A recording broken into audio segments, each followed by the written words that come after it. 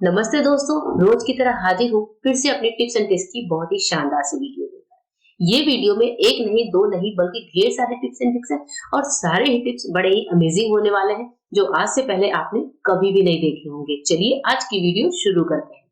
सबसे पहली टिप जो है वो संतरे को लेकर है, यानी कि संतरे के छिलकों को लेकर है। संतरे के छिलकों से आपने रूप निखार तो कई बार किया होगा, लेकिन आज हम संतरे के छिलकों का इस्तेमाल अपने किचन में करेंगे और अपने बहुत ही महंगी चीज बनाने वाले हैं जो कि हमारे किचन में डेली खर्च होती रहती है। तो यहाँ पर संतरे को खा लेना है और संतरे के छिलकों का इस्तेमाल कर लेना है। तो संतरे को मैं हटा देती हूँ और संतरे के छिलके को मैं संभाल के रख देती हूँ। ये जो हमारे संतरे के छिलके हैं दोस्तों, बड़े ही अमेजिंग होते हैं, सिट्रस से भरपूर होते हैं और क्लीनिंग का काम बहुत अच्छे से करते हैं। तो मैंने यहाँ पर एक बर्तन में पानी गर्म होने रख दिया है और इसी पानी में हम डालेंगे 1 चम्मच नमक। जो नमक आपके घर में हो सिंपल सा वो डाल दीजिए। उसके बाद से हम यहाँ पर नमक वाले पानी में जो दूसरी चीज डालेंगे वो है बेकिंग सोडा, यानी कि खाने वाला सोडा। और तीसरे नंबर पे मैं डाल रही हूँ संतरे के छिलके। तो छिलकों को बहुत ज्यादा बारीक नहीं करना है, बस जैसे है एज इट इज ही आपको डाल देना है। अब इस पानी को हमें पकाना है। संतरे के छिलकों को थोड़ा सा स्टर कर दीजिए और इस पानी को 5 से 7 मिनट पका लीजिए, जिससे संतरे का जो गुण है वो इस पानी में आ जाता है। तो पहले तो फ्लेम को तेज रखेंगे पानी में जब तक उबाल ना आ जाए। पानी में जैसे ही इस तरह से बुलबुले उठे फिर आप फ्लेम को धीमा कर दीजिए और संतरे के पानी को उबाल लीजिए। 5 मिनट उबलने के बाद देखिए संतरे का पानी का कलर चेंज हो गया है। इसमें संतरे के छिलकों को बहुत ही बढ़िया सिट्रस से गुड़ आ गया है। इस टाइम पर कोई छन्ना ले लीजिए और संतरे के छिलकों को छान कर अलग कर दीजिए। पानी को अब अच्छे से ठंडा कर लीजिए और इसके बाद से आप चाहे तो गरम गरम में ही थोड़ा सा यहाँ पर विनेगर डाल दीजिए। विनेगर वही व्हाइट विनेगर, आप देख रहे हैं विनेगर डालते ही पानी में हो रहा है बढ़िया सा रिएक्शन। अब विनेगर जैसे हमने यहाँ पर डाला लगभग 4 चम्मच। इसके बाद से जो मैं ले रही हूँ विम जेल। अगर आपके पास विम जेल नहीं है तो आप कोई डिटर्जेंट पाउडर भी ले सकते हैं या फिर विम को क्रश करके भी डाल सकते हैं। तो यहाँ पर सारी चीजों को अच्छे से मिलाकर छोड़ दिया है। ये देखिए झाग भी बनने लगी है। इस पानी को पहले ठंडा कर लेते हैं। अब इस पानी को हम थोड़ा सा छान लेते हैं। अगर आपको किसी स्प्रे बॉटल में भरना है तो आप छान लीजिए और नहीं तो आप इसको ऐसे भी इस्तेमाल कर सकते हैं। इस पानी का उपयोग मैं करने वाली हूँ बर्तन को मांजने में। जी हाँ, बर्तन में इतनी चिकनाई होती है, कई बार विम जेल भी फीके पड़ जाते हैं। ऐसे टाइम पर अगर आपके पास चिकनाई वाले बर्तन है तो इस पानी को किसी बर्तन या बॉटल में रख लीजिए और फिर स्क्रबर लेकर अपने बर्तन को धुलिए, यानी कि साफ करिए। मैं यहाँ पर मेरे पास जो भी सिंपल से बर्तन है सिंक में, मैं उनको साफ करके दिखा रही हूँ। आप देख रहे हैं झाग कितनी बढ़िया हो रही है। और एक संतरे के छिलके और थोड़े से विम जेल की मदद से हमने कितना सारा डिटर्जेंट बनाकर तैयार कर लिया है। इस पानी को किसी बॉटल में भर लीजिए और फिर ये पानी बर्तनों की क्लीनिंग में काम आएगा। इस पानी को आप घर के पोछे वाले पानी में भी मिला सकते हैं थोड़ा सा, या फिर घर में अगर मक्खियां वगैरह आ रही है तो इस पानी से आप पोछा भी लगा सकते हैं। कभी कभी किचन टॉवल वगैरह होते हैं जो कि बहुत ज्यादा गंदे हो जाते हैं, ग्रीसी हो जाते हैं। उस टाइम पर भी इस पानी में थोड़ा सा और पानी मिलाकर आप अपने कपड़ों को भिगोकर और फिर उन कपड़ों को बहुत अच्छे से साफ कर सकते हैं। मतलब इस पानी की मल्टीपर्पज यूज है दोस्तों। देखिए मैंने बर्तन को धुला, बर्तन में जो भी चिकनाई थी वो पूरी की पूरी साफ हो चुकी है। दूध मलाई वाले बर्तन होते हैं वो इस पानी से बहुत बढ़िया से साफ होते हैं। तो टिप कैसी लगी जरूर बताइएगा। नेक्स्ट टिप है, कभी कभी हमारे गैस कुक टॉप पर इस तरह से दूध गिर जाता है, कभी दूध उबल जाता है या फिर कभी तेल मसाले होते हैं। ऐसे टाइम पर जिस कपड़े से हम साफ करते हैं दूध को, वो कपड़े से बहुत ज्यादा बदबू आती है क्योंकि कपड़े से दूध निकलता नहीं है। ऐसे टाइम पर आपको रखना है एक स्पॉन्ज। घर में इस तरह के स्पॉन्ज जरूर पड़े होते हैं। स्पॉन्ज लेकर आपको दूध या तेल जो भी हुआ है गैस पर गंदगी, उसको अच्छे से साफ करना है। स्पॉन्ज से जैसे ही आप करेंगे तो आप देखेंगे फटाफट से स्पॉन्ज दूध को एब्जॉर्ब कर लेता है और इस कपड़े को मतलब स्पॉन्ज को धुलने में भी आसानी होती है। इसके बाद से आप अपने किचन टॉवल से गैस को साफ कर सकते हैं। नेक्स्ट टिप है हमारी कोट को लेकर। कोट में कई बार जो अंदर के अस्तर होते हैं वो इस तरह से पीछे दिखते हैं तो देखने में काफी ज्यादा बुरे लगते हैं। अगर इस अस्तर को दबाकर अंदर से इस तरीके से इसकी सिलाई कर दी जाए थोड़े से डिफरेंट तरीके से, तो आपको जो है इससे आसानी मिल जाएगी, छुटकारा मिल जाएगा। क्योंकि ये जो कोट के अस्तर लटकते हैं, हम जब किसी शादी पार्टी में जाते हैं स्पेशली जेंट्स के कोट के, तो काफी ज्यादा बुरे लगते हैं। तो इस तरीके से वीडियो में दिखाए गए तरीके से आप सिलाई चला सकते हैं और कोट के अस्तर को अंदर ही अंदर दबा सकते हैं। अभी देखिए हमारा कोट बिल्कुल बढ़िया सा हो गया है। अब हम इसको यूज कर सकते हैं। टिप कैसी लगी कमेंट करके जरूर बताइएगा। नेक्स्ट टिप है दाल को लेकर। दाल जो होती है कई बार बनाने से पहले अगर इसको थोड़ा सा रोस्ट कर लिया जाए तो दाल का जो स्वाद है वो बहुत ज्यादा बढ़ जाता है। जैसे मुझे बनानी थी अरहर की दाल, तो मैंने इसे यहाँ पर डाला है गरम कढ़ाई में। इसको हम 2 से 3 मिनट धीमी आंच पर रोस्ट करेंगे।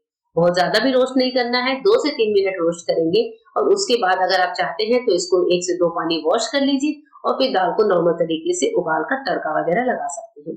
तो रोस्ट करने से दाल का स्वाद बढ़ता है और हमें एक नई टेस्ट की दाल भी मिल जाती है। आइए देखते हैं आज की सबसे इम्पोर्टेंट टिप, जो कि है धनिया के स्टोरेज को लेकर। धनिया पत्ती साल भर नहीं मिलती, ये सिर्फ सर्दियों में आती है। वैसे आजकल आने लगी है पर फिर भी कुछ शहरों में ये नहीं मिलती। जैसे हमारे शहर में छोटा कस्बा है तो वहाँ पर धनिया की पत्ती हमेशा नहीं मिलती और मिलती भी है तो बहुत ज्यादा महंगी मिलती है। तो मैं क्या करती हूँ, साल भर के लिए थोड़ी सी धनिया पत्ती स्टोर करके भी रखती हूँ कुछ इंपॉर्टेंट चीजों में डालने के लिए। तो यहाँ पर जो धनिया की पत्ती आई है उसमें पीले पीले पत्ते बहुत ज्यादा है। सबसे पहले पीले और सड़े पत्तों को निकालने का टाइम है। उसके बाद से हम धनिया पत्ती को करेंगे वॉश और यहाँ पर मैं आपको 2 तरीकों से धनिया की पत्ती का स्टोरेज बताऊंगी। बहुत ही सिंपल से तरीके हैं। अगर आपने थोड़ा सा अपना 15-20 मिनट टाइम दे दिया तो आप दोनों तरीकों से धनिया पत्ती को स्टोर करके रख सकते हैं। सबसे पहला काम होता है पत्तियों को छांटना। अगर पत्तियों में जड़ है तो उनको काट कर निकाल दीजिए। अब हमारी ये पत्ती सारी हरी हरी तैयार है। इसको मैंने एक टब में ले लिया और इसमें हम डालेंगे पानी। पानी में अच्छे से डिप करिए और उसके बाद से धनिया पत्ती को कम से कम 2 से 3 पानी डालकर वॉश करिए, क्योंकि धनिया की पत्ती में मिट्टी होती है और अगर साल भर बाद ये हमारे खाने में आती है तो काफी ज्यादा बुरा एक्सपीरियंस होता है। तो अच्छे से पानी से धनिया को निकाल लेते हैं। धनिया को मैंने यहाँ पर छानकर एक जाली में रख दिया है। इसको 10 मिनट के लिए रखिए जिससे इसका पानी छन जाए। उसके बाद से मैंने यहाँ पर लिया है पेपर बैग, इसको फाड़ लिया है, क्योंकि इस पेपर बैग में जब हम धनिया को फैलाते हैं तो ना ही इसमें इंक वगैरह लगने का डर होता है जैसा कि न्यूज़पेपर में होता है, और ये धनिया के पानी को मतलब एक्स्ट्रा किसी भी तरह के पानी को एब्जॉर्ब भी बहुत अच्छे से करता है, क्योंकि ये बना होता है फूड ग्रेड क्वालिटी से। तो यहाँ पर मैंने आधी धनिया पत्ती को फैला दिया है। आधी धनिया पत्ती को तो हम फैलाकर धूप में मतलब छांव में सुखाकर, धूप में तो नहीं सुखाते हैं क्योंकि कलर खराब हो जाता है, महक भी निकल जाती है। तो पंखे की हवा में नीचे छांव में सुखा सकते हैं। अगर आपके पास माइक्रोवेव है तो उसमें भी आप ये काम कर सकते हैं। तो आधी धनिया पत्ती को मैं यहाँ पर फैला दे रही हूँ। आधी से मैं एक अलग ही ट्विस्ट करने वाली हूँ, जैसा तरीका आपने आज तक कभी भी नहीं देखा होगा। तो इसको मैं साइड करती हूँ और दूसरी वाली धनिया पत्ती को चलिए देख लेते हैं कि इसका क्या करना है। अब यहाँ पर हम धनिया पत्ती को लेंगे, डंठल वगैरह कुछ भी अलग नहीं करना है, डंठलों को रहने देंगे क्योंकि डंठल में भी बहुत अच्छा फ्लेवर होता है। डंठल सहित धनिया पत्ती को लीजिए और उसके बाद से इसको रफली चॉप कर लीजिए। तो आप चाहे सीजर का यूज कर सकते हैं या फिर नाइफ का। देखिए इस तरीके से आपको चॉपिंग कर लेनी है। तो धनिया पत्ती के बंडल बंडल उठाकर आप चॉपिंग कर सकते हैं, ऐसा नहीं है कि आपको बारीक चॉपिंग करनी है। अब इसके बाद से हमें लेना है मिक्सी का जार। मिक्सी के जार में हम पानी का इस्तेमाल बिल्कुल नहीं करेंगे। मिक्सी का जार लेना है, धनिया पत्ती को अच्छे से भर दीजिए जितनी धनिया एक बार में आ जाती है, और उसके बाद से जब धनिया आप ले लीजिए एक बार की, तो इसमें हम डालेंगे 2 आइस क्यूब। जी हाँ, 2 आइस क्यूब डालने से होगा ये कि हमारे जो धनिया है वो साल भर ग्रीन रहेगी, इसमें कहीं भी कालापन नहीं आएगा। अगर हम नॉर्मल पानी डालकर पीसते हैं तो हमारी धनिया की पत्ती काली पड़ सकती है। अब यहाँ पर एक बार मैंने धनिया चलाई, क्योंकि पानी नहीं है तो इसको पीसने में थोड़ी दिक्कत हो रही थी, तो मैंने सोचा और भी धनिया इसमें डाल देती हूँ। अब यहाँ पर धनिया हमारी बहुत अच्छे से पिस गई है। ज्यादा होता है मटेरियल तो अच्छे से पिस जाता है। इसको बारीक पीस लेते हैं पेस्ट में। इस टाइप का कोई सांचा हो आपके पास या फिर आइस ट्रे हो, या मेरे पास जैसे ये चॉकलेट के मोल्ड्स है तो मैं इनका यूज कर रही हूँ, और छोटे छोटे क्यूब्स में हम इनको जमा लेते हैं। सारे क्यूब्स में भरने के बाद मैं इसको रखूंगी फ्रीजर में, और 2 से 3 घंटे में हमारे ये धनिया के जो क्यूब्स हैं वो जमकर तैयार हो जाते हैं। इनका इस्तेमाल कैसे करेंगे, जैसे कभी कभी ऐसा होता है कि आप कोई ऐसी रेसिपी बना रहे हैं जिसकी ग्रेवी में आपको धनिया पत्ती का इस्तेमाल करना है, तब आप इन आइस क्यूब्स को इस्तेमाल कर सकते हैं। या फिर अगर आप चटनी बना रहे हैं, हरी चटनी, आपको गर्मी मतलब सर्दियों के अलावा भी गर्मियों में हरी चटनी खाने का मन है, पुदीने वाली चटनी खाने का मन है, तो आप 1 से 2 आइस क्यूब अपनी चटनी में डाल सकते हैं। बहुत ही अच्छा तरीका है दोस्तों धनिया को स्टोर करने का। इस तरह से आइस क्यूब निकालिए और इनमें से जो ये मोल्ड होते हैं चॉकलेट वाले, इनसे धनिया के ये निकालने क्यूब्स आसान होते हैं। अगर हम आइस ट्रे में जमाते हैं तो थोड़ा सा मुश्किल होता है उनको निकालना, पीछे से पहले आपको गीला करके फिर निकालना होता है। मैंने यहाँ पे धनिया के पत्ती के पेस्ट को इस आइस मोल्ड पे, चॉकलेट मोल्ड में डाला था, और बाकी के जो है उनको मैंने आइसक्रीम वाले मोल्ड में डाला था। तो मैं वो भी अभी आपको दिखाऊंगी। तो हमारे पास एक डिब्बा भर के धनिया के जो क्यूब्स है वो रेडी हो गए थे। ये देखिए कितने ज्यादा क्यूट लग रहे हैं, और एक बार की सब्जी में 1 क्यूब सफिशिएंट होता है। कई बार पनीर लबाबदार बनाते हैं, उसमें धनिया की जरूरत पड़ती है, या फिर हैदराबादी पनीर में या फिर बिरयानी वगैरह में हमें इस तरह की चीजें चाहिए होती है, तब आप इस धनिया का इस्तेमाल कर सकते हैं। इसके अलावा मैं आपको दिखाती हूँ, मैंने कुछ आइस ट्रे में भी जमाए थे। ये देखिए इस तरीके की क्यूट क्यूट से क्यूब जमकर तैयार है। इनको फ्रीजर में मैं स्टोर कर लूंगी और साल भर ये मुझे बहुत अच्छे से हेल्प भी करेंगे। अब जो धनिया पत्ती हमने सुखाई थी वो 1 दिन सूखने के बाद कुछ ऐसी हो गई है। इस धनिया पत्ती को आप चाहें तो धूप में ही सुखा सकते हैं, छांव में सुखा सकते हैं, टाइम ये ज्यादा लेता है।